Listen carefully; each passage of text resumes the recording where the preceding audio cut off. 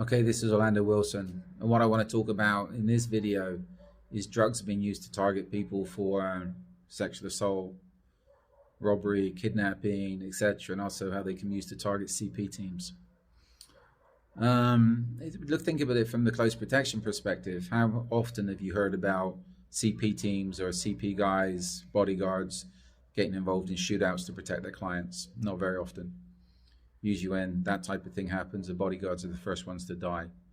Now think about how many times you've heard about people being drugged in bars, clubs, etc. That's a lot more common. So that is a lot more common threat than, well, from a close protections perspective, being drugged is a lot more common threat than getting involved in a shooting. But everybody puts an emphasis on firearms training, martial arts, etc., which are essential skills, but there's a lot more threats out there that you have to pay attention to. Now, most people associate people being drugged with date rape, usually females who are drugged for sexual assault. This can also happen to males. Males are usually drugged for robbery. I was living in South Florida for a long period of time, and this applies to any major capital city, any major party location. And it was common there to see in the news where guys went out to nightclubs, bars, wearing the flash watches, wearing the flash clothes, etc., getting targeted by females, getting drugged. Going back to the guy picks up a couple of chicks, he thinks he's in for a night of his life, and halfway through his fantasy he passes out because the girls have drugged him. He wakes up in the morning, everything's gone. He loses his watch, loses the cash, etc., etc. I would say the number of those crimes reported, I'd say, is minimal. I'd say it happens a lot more than it is reported. Why? Because a lot of guys don't want to be embarrassed by admitting they was robbed by a couple of chicks, right? The other thing with this, in a lot of places, if you go to the police and tell them you were drugged and robbed, they're not going to believe you. They'll think you took the drugs yourself. And they do that to protect the reputation of the bars, the clubs, their tourist business, etc. I remember one location in Eastern Europe, one nightclub specifically, and it was known if foreigners went in there, flashing the $100 bills, wearing the Gucci watches, nice clothes, etc., that the bar staff would spike their drinks. And when the guys passed out, was getting drowsy, the bouncers would help them outside and empty their pockets, etc. If these guys, the victims, went to the police the next day, the cops would be like, were you drinking? Yes, okay, you were drunk. What's the problem? But I was drugged. No, you took the drugs yourself. Prove you didn't. You can't remember anything. If these guys, the victims, happened to see the bouncers wearing their watches, what could they do? All the bouncers got to say in their defense is, you were that screwed up. We walked you out nice and safely. You gave us your watch. You gave us your wallet as a thank you. So thank you very much. Goodbye. So this is where, once you get involved in, if you get drugged, there's a lot of people will be trying to put the emphasis on you. You're not the victim, that you screwed yourself up because you were out partying. I know one lady, she went to a very upscale restaurant in Fort Lauderdale, restaurant bar. She was there for one drink, business, and as she was leaving, she felt drowsy, got in a car, luckily drove home safely. As soon as she got home, she passed out. And it turned out she was roofied. And she said her and the business person she was meeting with, some guy started talking to them, whatever. They blew him off after they had one drink, and she reckons that was the guy that drugged her. She went to the doctors, there was drugs in her system, etc. She contacted me the next day saying, is there anything we could do about this? It's like, there's not really much we can do. Because anybody's defense, the bar's defense, etc., is going to be you took the drugs yourself. If me as a private investigator started sniffing around that bar and asking them for their CCTV and all the rest of it, they would be wanting court orders, etc. If she went to the police, The police would be like, okay, prove you didn't take the drugs yourself, and okay, you didn't get hurt, nothing happened, thank you, goodbye.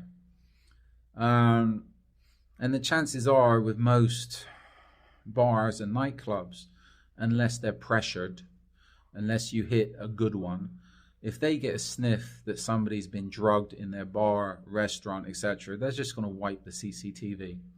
Why? They don't want that type of thing to hurt their reputation. So this is where you have to be very, very careful. If you're out drinking, if you're going to bars, nightclubs, and you don't have to be drinking hard, just having a drink, you have to be very careful your drinks are not spiked.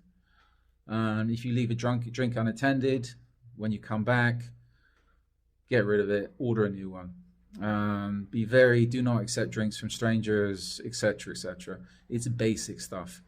I know one couple, they came from my classes in South Florida, and they were on holiday in Istanbul, older couple, very, very nice, and they bought some tea or something from a kid on the street. After the guy drank, the husband drank the tea, he said he felt drowsy, and he started to pass out. And the wife, luckily, looked around and she realized that there were older kids, teenagers, following them and watching them. And she got her husband into a shop. The shop owner understood, called them a taxi, they went back to their hotel. So that type of thing can happen on the street if you're ordering tea. It doesn't have to be in a nightclub somewhere and you're ordering liquor, alcohol, etc. Now, from a close protection perspective, a lot of criminals don't want fights, they don't want confrontations. If I see a CP team and they're all tooled up, they're all big guys, etc., do I want a confrontation? No. It'd be far easier for me just to drug them, right? If I'm a serious criminal, and the criminals do this, they'll go out, they'll follow the target, be it the client, be it the CP guys, etc. Watch their routines. Where do they go? Where do they drink, etc. They see you drinking at a specific coffee place every day. Okay, how much to bribe the barista to spike your drinks? You can't do anything if you're drugged, etc. It doesn't have to be. You could knock out a whole CP team just by buying them drinks or buying them lunch and spiking everything with laxatives. Your CP team are not going to be too effective if they're all sat in the toilet, right? Simple. So from a close protection perspective, a security detail perspective, don't take food and drink from people you don't know, period. And you have to be very, very careful that you're not drugged, because to me, that's the easiest way to knock out most CP teams. If I think that way, if I have identified that threat, so have the criminals. So be very, very careful what you drink, where you drink it, etc., where you order your food from. And I was saying to somebody as well, if I was watching somebody and I saw they ordered all their groceries through somewhere like, you got in US, Amazon Prime, etc., they'll deliver your groceries to your door. Okay, how much would it cost to, one, bribe the delivery guy to syringe your orange juice with a drug? Or if your groceries are left on your doorstep, to go up and syringe your orange juice with a drug to knock you out, etc. So it's not difficult. And if you're under a serious threat, you have to be very wary. Or if you're dealing with a client that's under a serious threat, you have to be very, very wary of ensuring your food and beverages are not tampered with in any way. So I hope that makes you think about a few things. I've got an array of books online, three specifically to do with close protection. I'm throwing up a lot more of these videos to do with various aspects of close protection, personal security, kidnap and ransom, etc., etc. So follow us on social media, be it LinkedIn, YouTube, Instagram, etc.